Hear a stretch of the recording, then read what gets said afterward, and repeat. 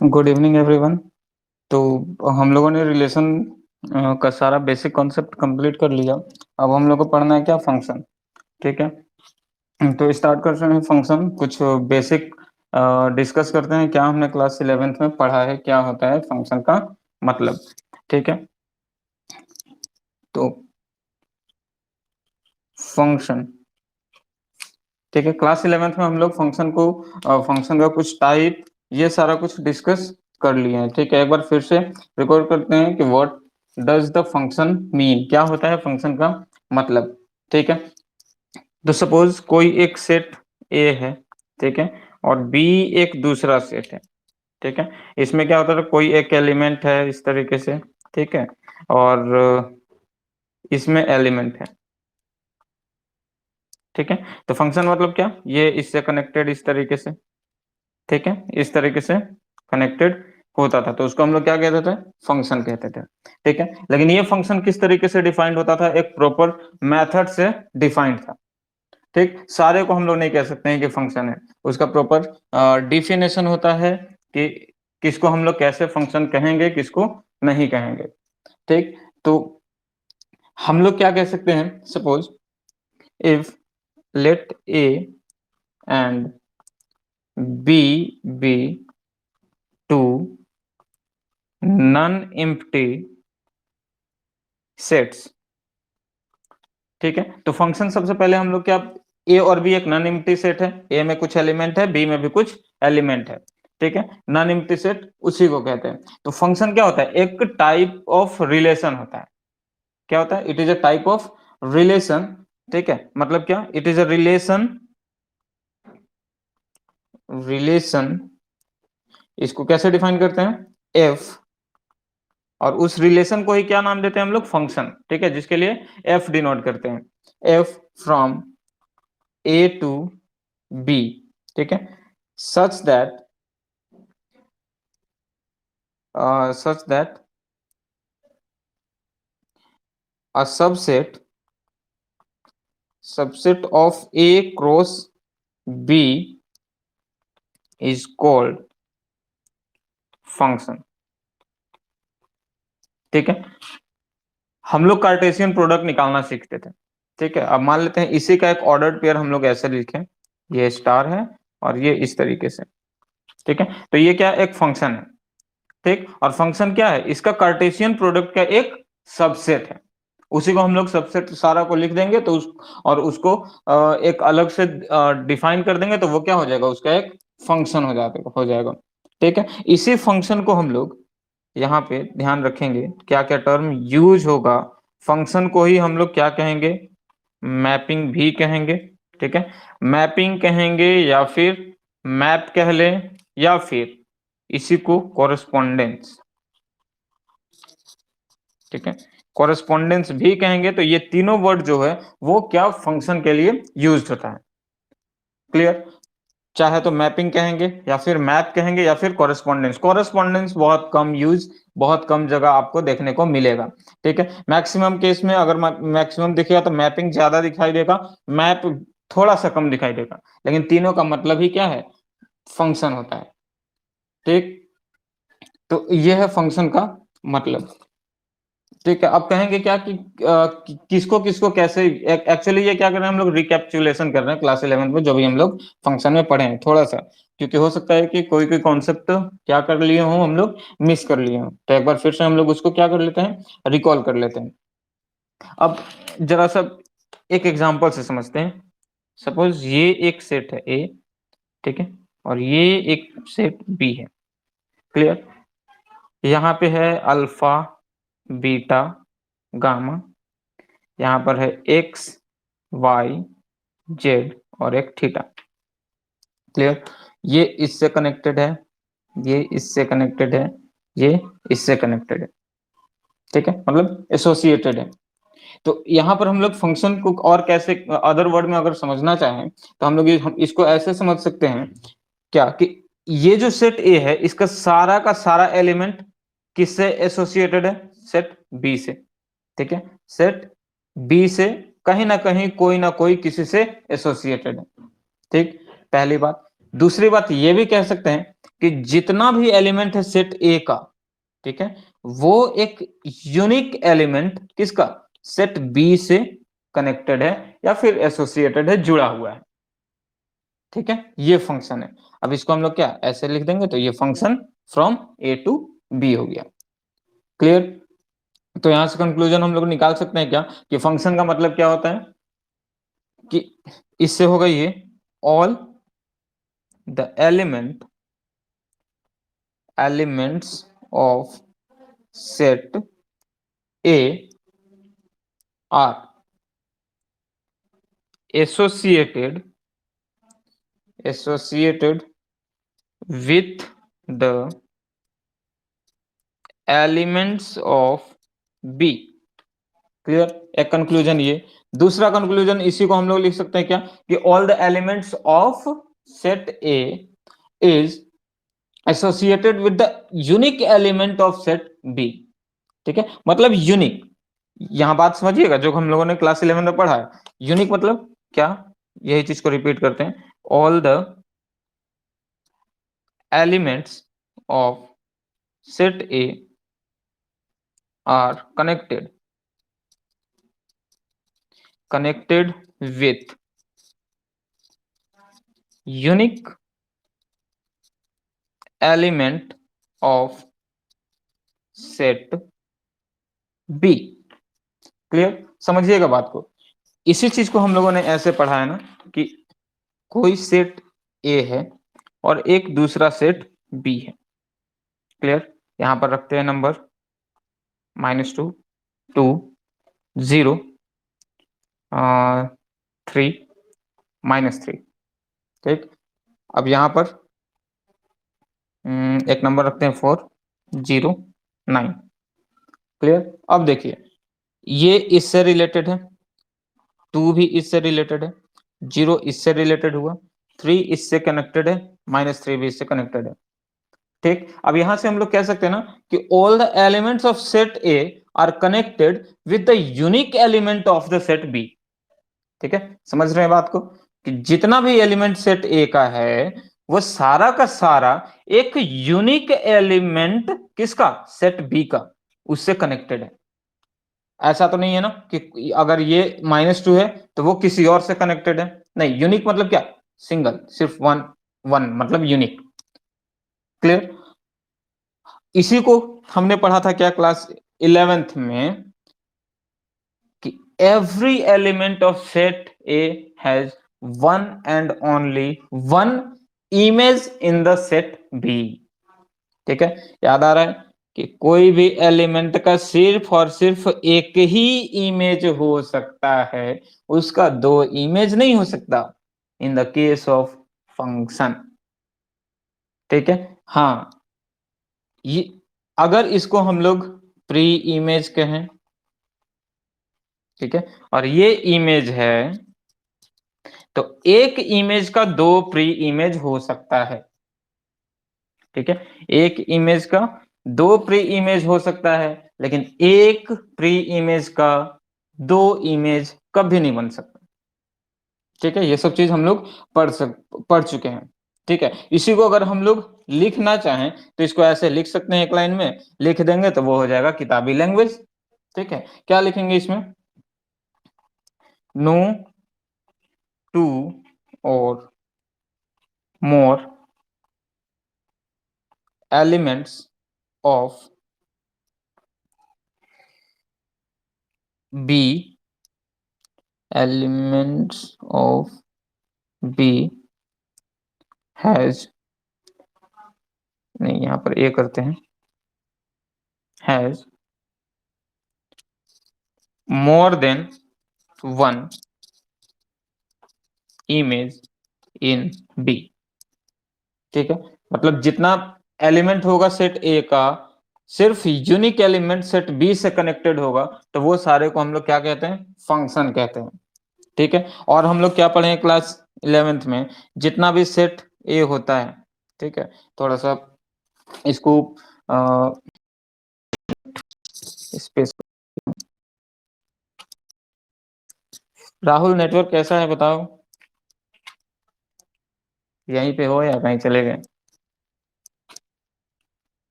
अच्छा, कभी कभी बंद हो रहा है। चलिए, अगर ज्यादा प्रॉब्लम होगा तो क्लास ही को बंद कर देंगे इस बार परमानेंटली। ठीक है, लेकिन ऐसा नहीं, उम्मीद नहीं है कि प्रॉब्लम कंटिन्यू होगा। तो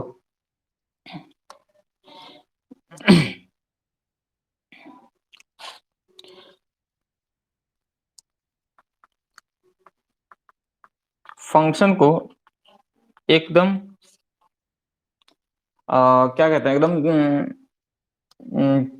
सिंपल लैंग्वेज में अगर हम लोग डिफाइन करना चाहें तो इसको हम लोग कैसे डिफाइन कर सकते हैं? It is a method by which an element of a set A is associated or connected with the set B।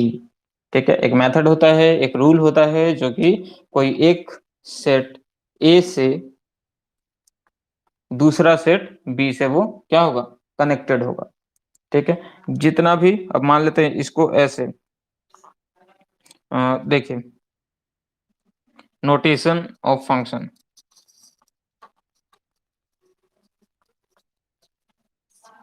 ठीक है, कैसे रिप्रेजेंट करते हैं? तो ये हो गया f is a function such that A to B. ठीक है, यानी कि इसको लिख कैसे रहे, function from A to B, या फिर इसी को आपको लिखने को मिलेगा ऐसे, फंक्शन ए टू बी। ठीक है, या फिर यही आपको ऐसे दिखेगा, A arrow marks B and ऊपर ए। सबको एक ही तरीके से पढ़ेंगे, function f from A to B, function f from A to B, function f from A to B. ये इसको लिखने का तरीका है।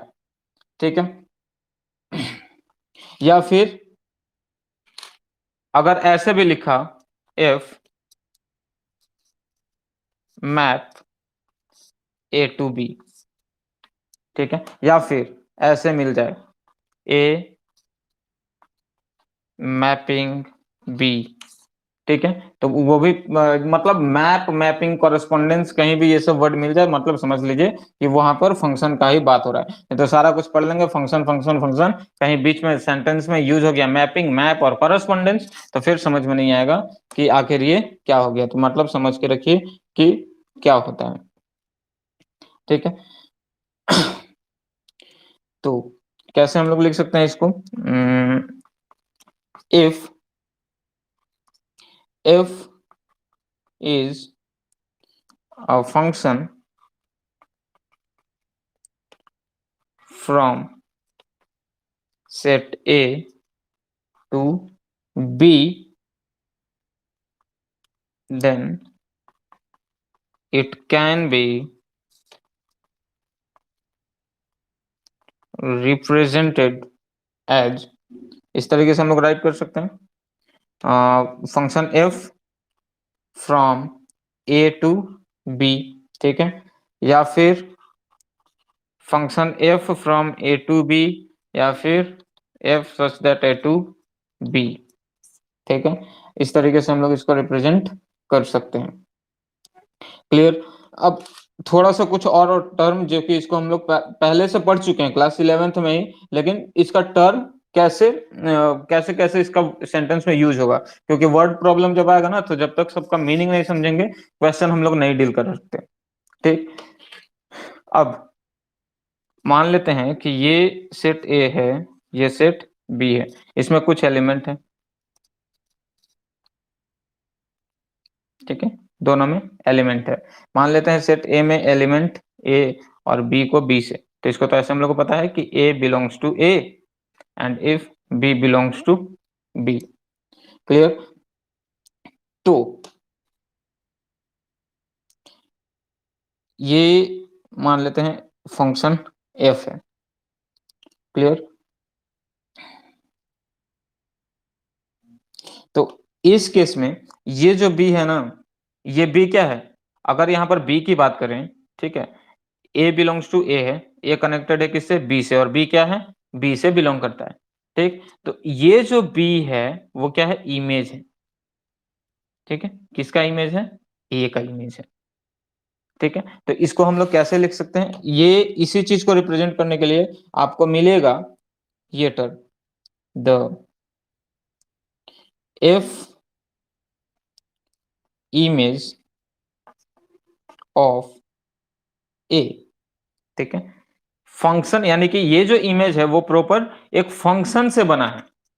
ठीक, यानी कि कहीं ना कहीं उस डोमेन ए का वैल्यू रख रहे हैं तो वो क्या मिल रहा है हम लोगों को, बी मिल रहा है। ठीक है, और बी क्या है, इमेज है, उसी को रिप्रेजेंट करने के लिए हम लोग क्या लिखेंगे, F image of A. Clear, या फिर इसी को हम लोग क्या लिख सकते हैं, ये ऐसे मिलेगा, आपको पढ़ सकते हैं इसको, image of A under F. ठीक है, एक फंक्शन के अंडर में वो वर्क करता है और वो इमेज किसका है, ए का है, कौन, बी। ठीक है, या फिर इसी को देखिए, सेम चीज को लिख रहे हैं, f of A is equal to B. है क्या, बी किसका, इमेज है किसका, ए का। ए क्या होता है, डोमेन। ठीक है, और बी क्या होता है, रेंज। क्लियर, तो बी को ही क्या लिख रहे हैं, इसको लिख रहे हैं हम लोग, the value of f at a. ठीक है, तब मिल रहा है हम लोग को क्या, बी मिल रहा है। क्लियर, उसी को हम लोग क्या कहते हैं, इसलिए यहां पर जो भी वैल्यू रखते हैं वो क्या कहलाता है, डोमेन कहलाता है। After putting the value of domain it gives us the range of that function at that particular domain. Clear, तो यहां तक किसी को कंफ्यूजन है अभी तक, आगे बात को बढ़ाएं। ये तो पता है कि ये क्या होता है, डोमेन को ही हम लोग क्या कहते हैं, प्री इमेज कहते हैं। एक और चीज, सेट ए है, सेट बी, यहाँ पर 1 2 3 4 5 6 7, ये इससे कनेक्टेड है। ये बताइए कि रेंज क्या होगा और कोडोमेन क्या होगा।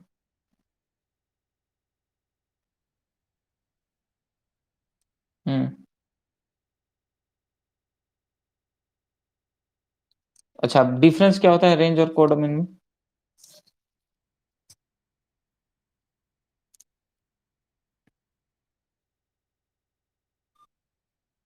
हाँ, मतलब वहां पर जो रेंज होता है वो क्या कहते हैं हम लोग कि एक फंक्शन का या फिर हम लोग कह लेते हैं इमेज होता है। ठीक है, लेकिन जरूरी नहीं कि जितना एलिमेंट सेट बी का होता है वो सारा का सारा इमेज होगा ही।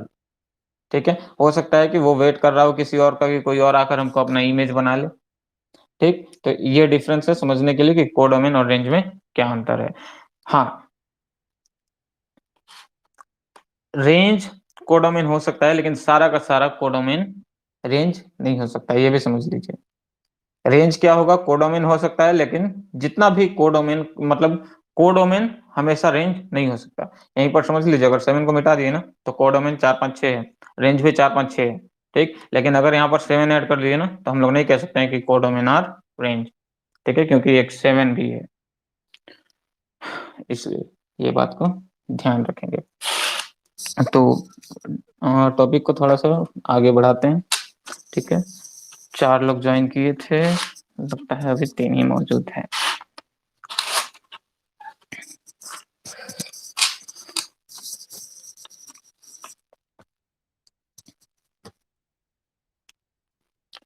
तो प्रियांशु कैसा रहा होली।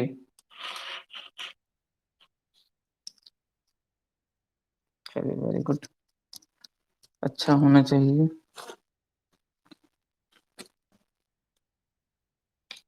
तो ये तो हो गया रेंज कोडोमेन और, अच्छा हाँ, और एक चीज, रियल वैल्यूड फंक्शन। ठीक है, और एक रियल फंक्शन, क्लास 11th में हम लोग पढ़ चुके हैं। बताइए दोनों में क्या डिफरेंस है।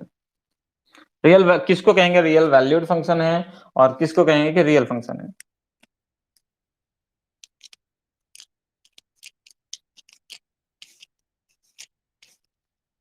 बताइए, किसी को कुछ समझ में आ रहा है तो।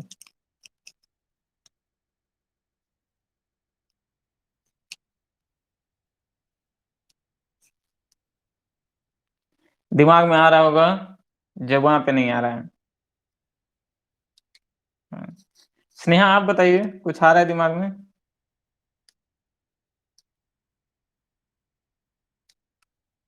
कोई बात नहीं। देखिए, छोटा सा क्या कहते हैं, टेक्निकल, जिसको कहते हैं स्क्रू ढीला होना, वो हो गया, ठीक है। तो उसको थोड़ा सा टाइट करते हैं। देखिए, हम लोग रियल वैल्यूड फंक्शन किसको कहेंगे? क्लियर? जो भी रियल वैल्यू हम लोग को मिलेगा, ठीक है, जो फंक्शन हम लोग को रियल वैल्यू देगा, उसको हम लोग क्या कहेंगे? रियल वैल्यूड फंक्शन कहेंगे। कहने का मतलब क्या, कि a function if from A to B is said to be real valued function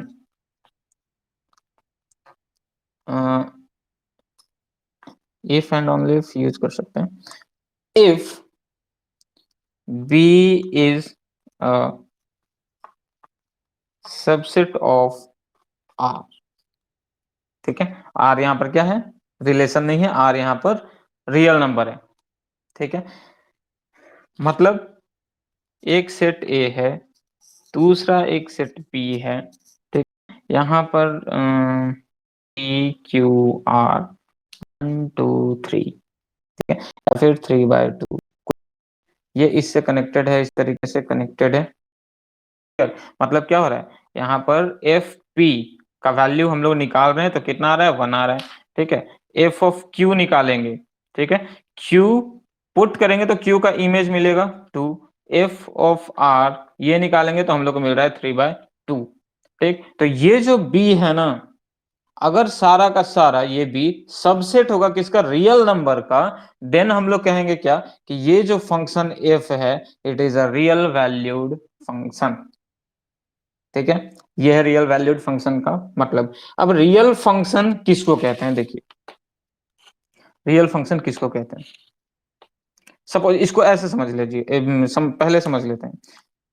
अगर यहीं पर ए, ठीक है, एंड बी बोथ अगर रियल होगा, ठीक है, ए और बी का जितना भी एलिमेंट होगा वो सब का सब क्या होगा? सबसेट होगा किसका? रियल नंबर का, ठीक है। Both are subsets of real number, then यहां पर जो एफ होगा ना, ये एफ क्या होगा? रियल फंक्शन होगा, ठीक है। थोड़ा सा कंफ्यूज हुए होंगे, अब थोड़ा सा बात को समझिएगा। अगर एक सेट ए है, एक सेट बी है, क्लियर? यहां पर रखते हैं 1 2 3 4 5 6 7, real to real, real to real. A क्या है? ए एक सबसेट है किसका? रियल नंबर का। बी भी सबसेट है रियल नंबर का। तो ये जो फंक्शन है वो एक रियल फंक्शन है, ठीक। लेकिन इसी को समझिए कि ये ए है, ठीक है, और ये बी है, और एफ यहां से इस तरीके से डिफाइंड है, f is equal to x square, clear? अब यहां पर थोड़ा सा ध्यान रखिएगा, ये हुआ √-1, √-2, √-3, ठीक है। ये किसका? एक्स का वैल्यू है, ठीक है। एफ क्या है? F is equal to x square, square करेंगे तो यहाँ पर -1, -2, -3। अब देखिए, ये अगर इसकी बात करेंगे, ठीक है, फंक्शन है ये प्रॉपर, क्योंकि ये रूल को फॉलो कर रहा है, ठीक है। अब बताइए कि ये जो ए है, ये सबसेट है आर का? सबसेट है आर का? कोई नहीं बोल रहा, अरे आवाज। अच्छा, ये ए आर का सबसेट है?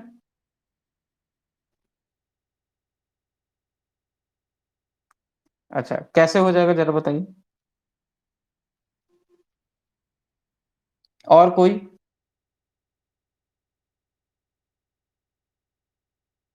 और कोई बताइए कि ये जो ए है वो आर का सबसेट है कि नहीं?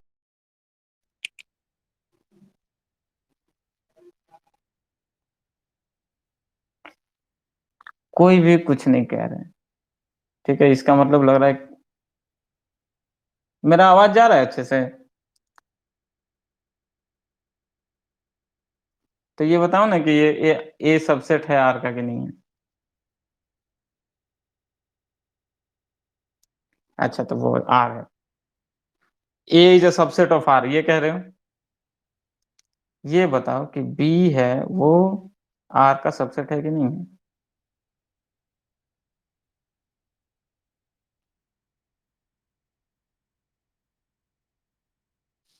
अच्छा चलो, बी आर का सबसेट है और ए भी आर का सबसेट है। क्लियर? इसका मतलब क्या है? इसका मतलब ये हो रहा है कि ये क्या रियल फंक्शन है। ठीक है, रियल फंक्शन का क्या डिफिनेशन है? If A and B both are subset of real number then f is called real function. Clear? अब ये under root -1, under root -2, under root -3 real number है?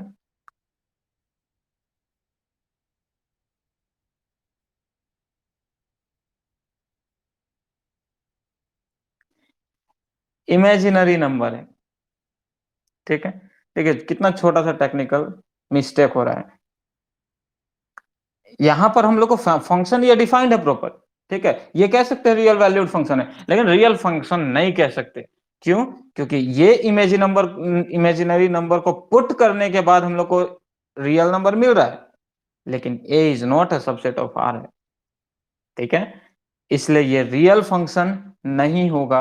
रियल फंक्शन का सिर्फ और सिर्फ यही कंडीशन है कि A and B both should be a subset of R, that means real number का सबसेट होना चाहिए।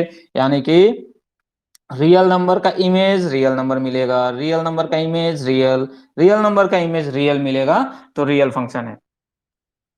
ठीक है, ये डिफरेंस है छोटा सा। ठीक, एक और चलिए पूछते हैं फिर।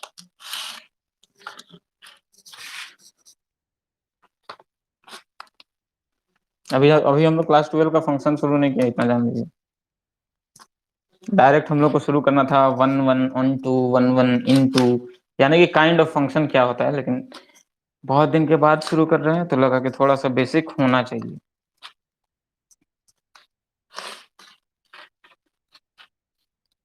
ठीक है, तो हम लोग टाइप्स ऑफ फंक्शन पढ़े हैं ना। अच्छा,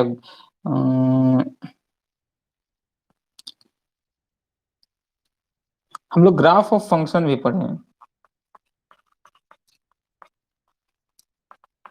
ठीक है, सिर्फ एक क्वेश्चन पूछ रहे हैं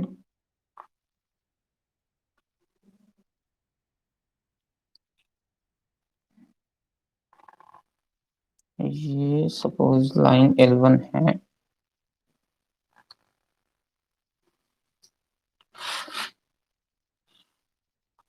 ये फिगर 1, ये फिगर 2,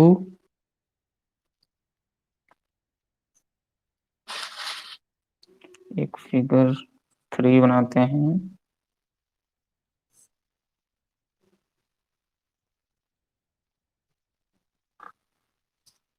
ये लाइन L पास कर रहा है। एक फिगर नंबर 4 बनाते हैं।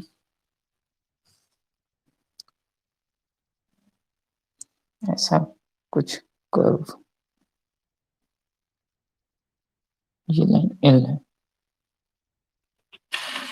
पहले तो ये बताइए कि इसमें किस किस फिगर में आपको कर्व दिखाई दे रहा है।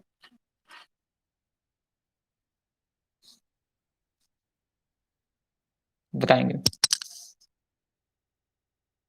कर्व कहीं दिखाई दे रहा है किसी फिगर में भी?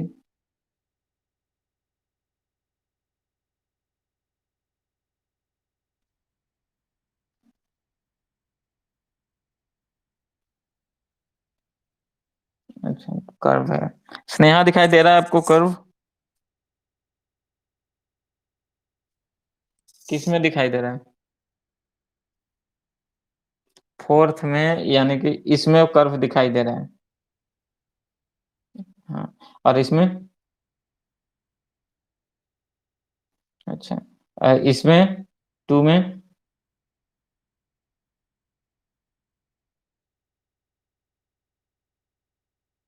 अच्छा ठीक है, चलिए। अच्छा, वन में बताइए, वन में क्या है?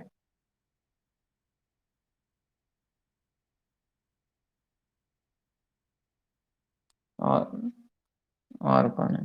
प्रियांशु, मेरी आवाज जा रही है?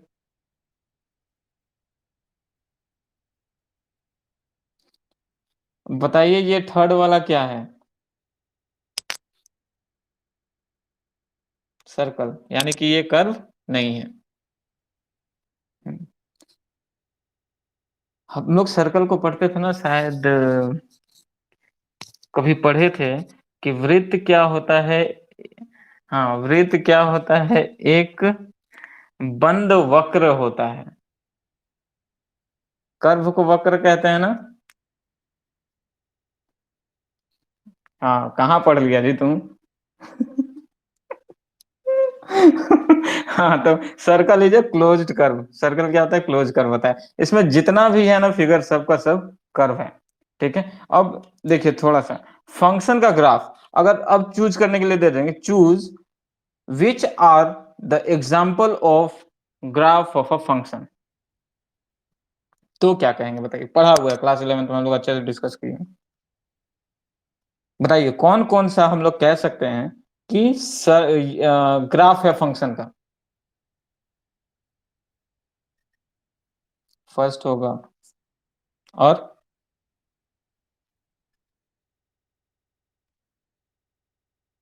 और कोई भी नहीं लग रहा। अच्छा, पहला वाला क्यों लग रहा है?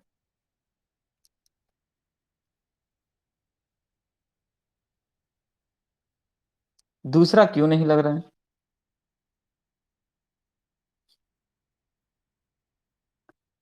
कौन है? अच्छा, श्वेता, आप तो कोऑर्डिनेट सही से नहीं जा रहा है लगता है।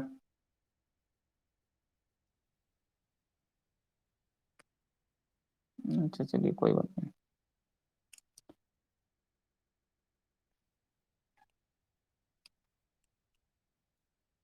और किसी का ऐसा इशू हो रहा है?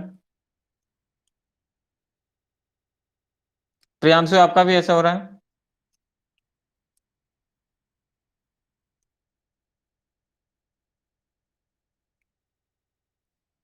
कोई बात नहीं। तो हम लोग थे कि कौन कौन सा। हाँ, रिकॉर्डिंग ऑन है। कहाँ थे हम लोग? चूज करना था हम लोगों को कि कौन कौन सा ग्राफ का फंक्शन है। ठीक है, यहाँ पर हम लोग अटके हुए थे। तो फर्स्ट वाला function of a graph of a sorry graph of a function है। सेकंड वाला में कंफ्यूजन है। थर्ड वाला और फोर्थ वाले के बारे में कुछ नहीं कह सक रहे हैं। ठीक है। तो सिंपल सा समझिए कि ग्राफ फंक्शन का सिर्फ और सिर्फ वही होगा जिसका कि कोई भी कर्व को एक स्ट्रेट लाइन मैक्सिमम सिर्फ और सिर्फ एक ही पॉइंट पर इंटरसेक्ट करेगा, नॉट मोर देन 2 पॉइंट्स पर इंटरसेक्ट करेगा। अगर कोई स्ट्रेट लाइन उस कर्व को 2 पॉइंट पर इंटरसेक्ट कर लेता है, that means that is not an example of graph of a function. ठीक है। देखिए यहाँ पे कोई भी स्ट्रेट लाइन, अच्छा यहाँ पर L1 है, इसको पास कर रहा है। ठीक है, इंटरसेक्ट कर रहा है सिर्फ एक पॉइंट पे, ये ग्राफ ऑफ अ फंक्शन है। यहाँ पर कोई भी लाइन, कोई भी स्ट्रेट लाइन नहीं पास कर रहा है, ये भी ग्राफ ऑफ अ फंक्शन है। जरूरी नहीं कि सिर्फ और सिर्फ लाइन उसको पास करेगा ही, लेकिन अगर पास करेगा तो मैक्सिमम सिर्फ एक पॉइंट पर इंटरसेक्ट करेगा तो ग्राफ होगा फंक्शन का, अदरवाइज नहीं होगा। यहाँ पर देखिए, ये एक लाइन है। ठीक है, ये क्लोज कर्व है, इसको क्या कर रहा है? दो जगह इंटरसेक्ट किया। ठीक, मतलब ये ग्राफ नहीं होगा कोई भी फंक्शन का। यहाँ पर देखिए, हाँ, हाँ, अभी कॉन्सेप्ट को कैच कर रहे हो। यही रिप्रेजेंट कर रहा है कि सिर्फ और सिर्फ एक ही इमेज होगा अगर बनेगा तो। ठीक है, अब देखिए यहां पर ये जो ग्राफ है, ये एक लाइन पास कर रहा है। ठीक है, मतलब 2 पॉइंट पर इंटरसेक्ट कर लिया, तो ये इसका ये ग्राफ नहीं होगा। वहीं पर अगर सिर्फ ये लाइन यहीं तक रहता ना, ठीक है, यहीं तक रहता, तो इसका मतलब क्या समझ रहे हैं कि यहां पर कोई एक वैल्यू है जिसका कि एक वैल्यू एल पर मिल रहा है। ठीक है, तो ये इसका ग्राफ हो जाता, लेकिन ये चूंकि लाइन है ऐसे दो जगह क्रॉस किया, तो it never be a graph of a function, any function, कोई भी फंक्शन का ग्राफ नहीं होगा। ठीक है, तो ये एक छोटा सा लॉजिक चेक करने का। अच्छा, इसे आप चेक भी कर सकते हैं कि गिवन ग्राफ अगर एमसीक्यू में दे भी दिया या फिर कोई कॉम्पिटिटिव एग्जाम में, हालांकि इतना भी आसान नहीं आता है, लेकिन बाद में यही चीज भूल जाते हैं ना, तो ये सब सारी चीजें टफ हो जाती हैं।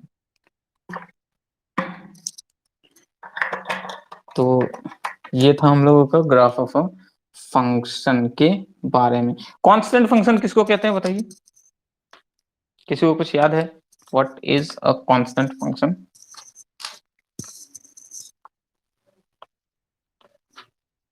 अच्छा, एक कांस्टेंट फंक्शन का ग्राफ कैसा होता है? कर्व होता है, स्ट्रेट लाइन होता है।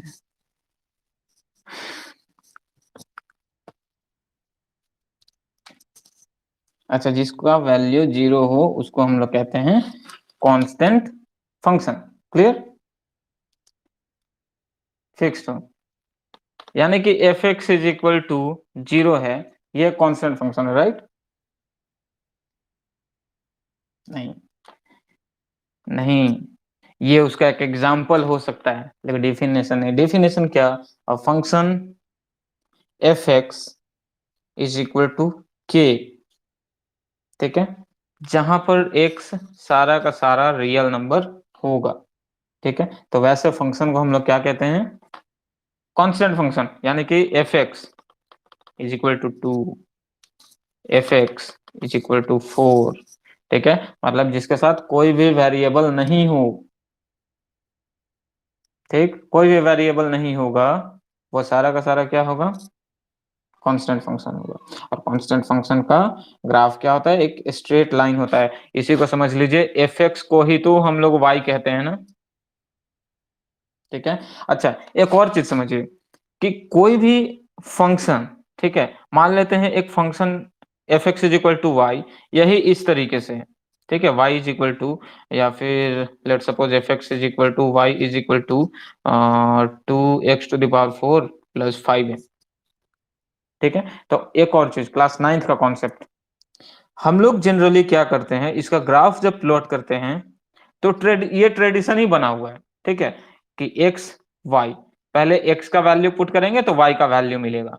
ठीक है, पहले हमेशा ऐसे भी लॉजिकली सोचिए, तो हम लोग क्या पहले सोचते हैं, एक्स 0 तो वाई कितना हो जाएगा, यहाँ पे 5 होगा। ठीक है, एक्स अगर 1 हुआ तो यहाँ पर कितना, 2 प्लस 5 7 हुआ।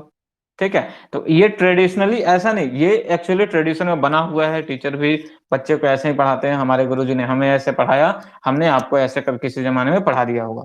ठीक है, तो ये जो ट्रेडिशन बना था ना, उस वजह से ये एक्स को हम लोग क्या कहते हैं? Independent variable.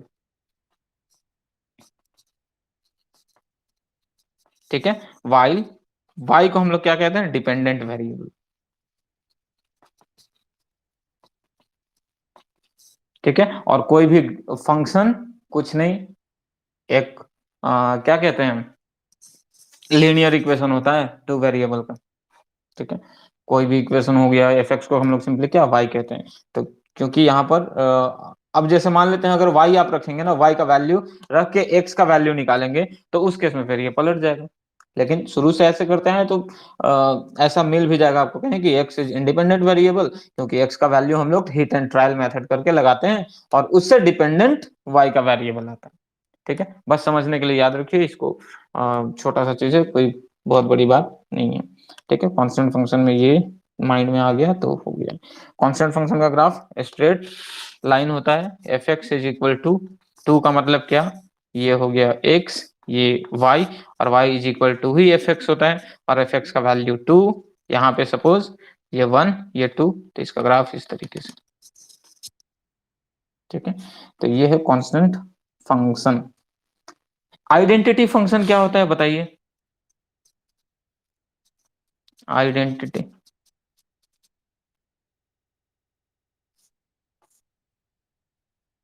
Connected with itself only. अच्छा, हाँ, और कोई किसी को याद है? What is identity function?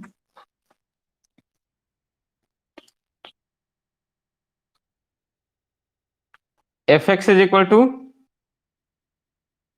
X, x belongs to real number, हाँ सही है, ठीक।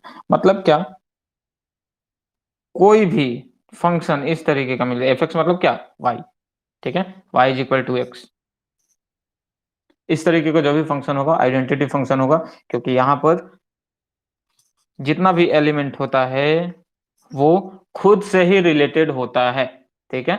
यानी कि यहाँ पर जो एलिमेंट है यहाँ के एलिमेंट से रिलेटेड होगा, ये इससे रिलेटेड होगा, ये इससे रिलेटेड होगा, और इसी फंक्शन को हम लोग क्या कहते हैं, आइडेंटिटी फंक्शन कहते हैं, ठीक है। अगर इसकी ग्राफ की बात करेंगे, ठीक है, अच्छा इसका domain,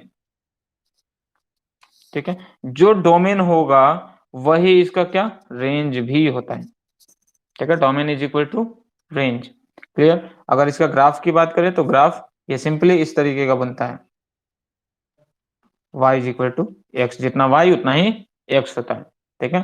so graph of identity function is a straight line passing through the origin, clear. तो ये है आइडेंटिटी फंक्शन की कहानी, ठीक है। कोई मॉडुलस फंक्शन का ग्राफ बना दीजिए हमको, अगर याद है तो बनाकर कॉपी पर दिखा दीजिए। दिखाइए।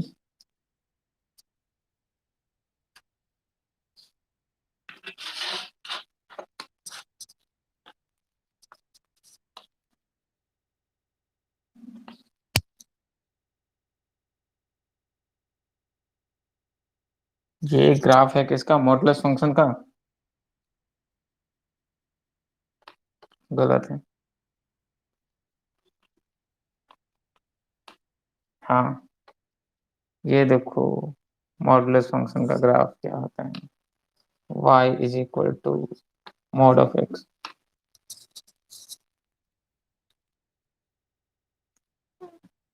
तो लिखा क्यों नहीं? लिखना बहुत जरूरी है। तो दिखाने के लिए मतलब ऐसे ही अब बोल देंगे अपने आप को दिखाओ, तो ऐसे ही दिखा दोगे कि पहले अच्छा से ड्रेसअप हो गए, या फिर ऐसे ही खड़े हो जाओगे, समझ में नहीं आएगा कि राहुल है या फिर कोई और है, ठीक है।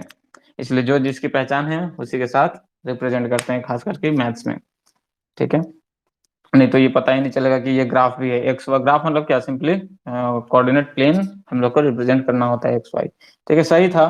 बस थोड़ा सा बदकूचन करना था और कुछ नहीं, ठीक है। तो ये मॉड्यूलस फंक्शन का की बात हो गई। अच्छा, ये सब भी कुछ पढ़े थे क्या हम लोग? ग्रेटेस्ट इंटेजर फंक्शन पढ़े हैं किसी जमाने में? क्या होता है बताओ, ऐसे ही समझा दो सिर्फ, इसको रिप्रेजेंट कैसे करेंगे?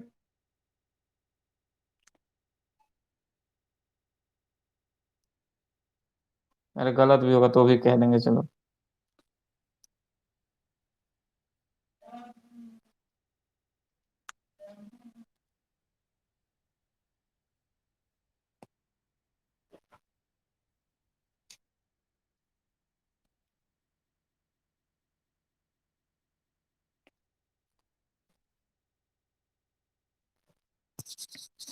चलो, सीढ़ी जैसा वाला जो है ना वो सही है।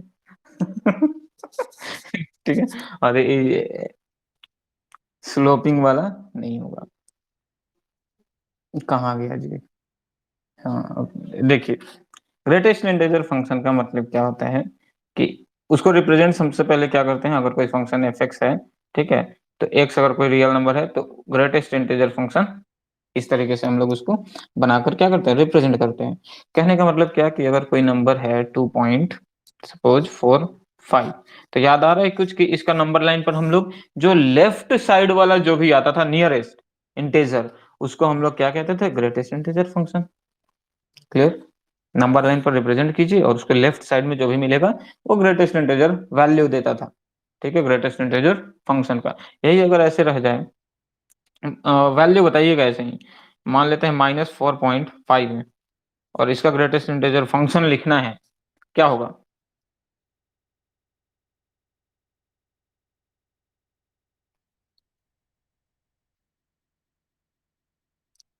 -5, क्योंकि लेफ्ट साइड यही मिलेगा।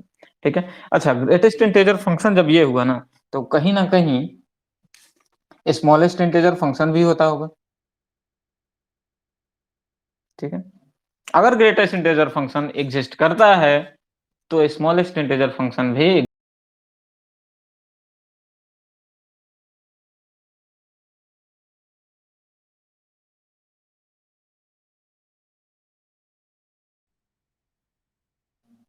मेरी आवाज जा रही है?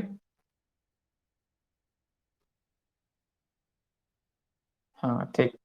देखिए, ये इसको रिप्रेजेंट करते हैं ग्रेटेस्ट इंटीजर फंक्शन इस तरीके से, उसी को अगर ऐसे कर दे सिर्फ, ठीक है, यानी कि नीचे से बंद मत कीजिए, बस बस उल्टा एल कर दीजिए, तो ये रिप्रेजेंट करेंगे इससे हम लोग क्या, स्मॉलेस्ट इंटीजर फंक्शन। और ये जस्ट उसी का ऑपोजिट हो जाएगा। मान लेते हैं अगर 4.7 है और इसका हम लोग को स्मॉलेस्ट इंटीजर फंक्शन रखना है, तो ये जस्ट उसके राइट साइड चले जाइए और राइट साइड जाने पर क्या मिलेगा, 5। ठीक है, लेकिन इसी का अगर हम लोग को ग्रेटेस्ट इंटीजर फंक्शन लिखना हो तो इसका वैल्यू क्या हुआ, 4। ठीक है, देखिए कितना छोटा सा वैल्यू, छोटा सा डिफरेंस की वजह से मतलब चेंज हो जा रहा है। क्लियर? अब जैसे मान लेते हैं कि -8.2 है। क्लियर? और ऐसे लिखा, तो एक पल के लिए तो ये समझेंगे ना इसका वैल्यू लिखना है, तो दिमाग में तो ये आएगा कि अच्छा नीचे से लगता है ना कि ये प्रिंट नहीं हुआ है, और तुरंत इसको हम लोग क्या लिख देंगे, माइनस, क्या लिखेंगे राहुल?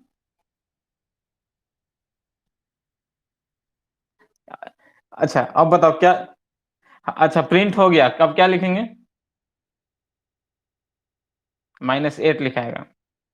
ठीक है, अगर प्रिंट नहीं हुआ हाँ, इसका मतलब क्या कि लेफ्ट हैंड साइड जो ग्रेटेस्ट मिलेगा तो वो क्या होगा, -9। लेकिन अगर सिर्फ ऐसे हुआ ना, अगर ये मतलब मालूम नहीं रहेगा मतलब स्मॉलेस्ट इंटीजर फंक्शन का, तो हम लोग तुरंत सोच लेंगे कि ये क्या मिसप्रिंट है, -9 कर देंगे, जबकि ये ऐसे है तो इसका वैल्यू होगा सिर्फ -8। ठीक है, मतलब ग्रेटेस्ट इंटीजर फंक्शन में हम लोग को लेफ्ट साइड जाना है और स्मॉलेस्ट इंटीजर फंक्शन में हम लोग को राइट साइड का इंटीजर कंसीडर कर लेना है। ठीक है, तो ये कुछ कुछ बेसिक कॉन्सेप्ट था हम लोग कल क्लास 12 का, जो फंक्शन हम लोग को पढ़ना है, kind of function, one one, onto, into. ठीक है, क्या होता है, ये सब कुछ हम लोग डिस्कस करेंगे, तो कल का क्लास मिस ना करें। ठीक है, आजकल सिर्फ और सिर्फ बेसिक लिए क्योंकि बहुत दिन से छूट गया था, इसलिए सोचे कि थोड़ा सा रिकॉल कर लें तो ज्यादा अच्छा रहेगा। बाकी हम लोग ये सब लोगरिथमिक फंक्शन भी शायद देखें, एक्सपोनेंशियल फंक्शन का भी जिक्र किए हैं, तो उसको आप लोग देख लीजिएगा। ठीक है, बाकी हम लोग मिलते हैं अपने समय पे कल के दिन में। ठीक है, till then take care, good bye.